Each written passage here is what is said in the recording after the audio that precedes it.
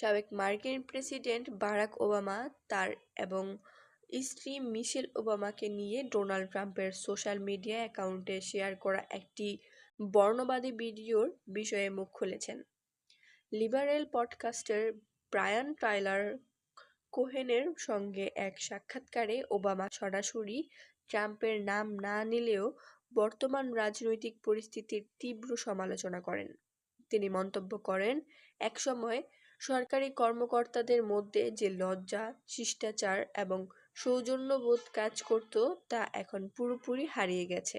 তিনি মনে করেন, সাধারণ আমেরিকানরা এই ধরনের আচরণকে অত্যন্ত উদ্বেগজনক মনে করলেও সামাজিক যোগাযোগ মাধ্যম এবং টেলিভিশনে বর্তমান কেবল একটি ভাড়ামি বা ক্রাউন শো হিসেবে চলছে।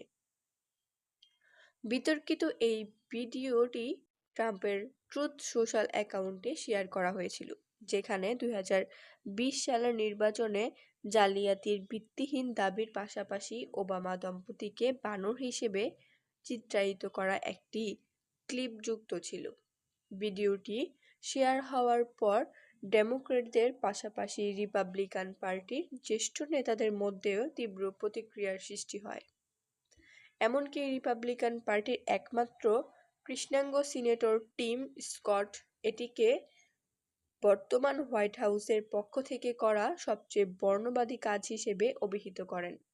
যদিও হোয়াইট হাউস শুরুতে এটিকে বিরোধীদের ভুয়া ক্ষোভ বলে উড়িয়ে দিয়েছিল, পরবর্তীতে পোস্টটি মুছে ফেলা হয় এবং একজন কর্মীকে এর জন্য দায়ী করা হয়।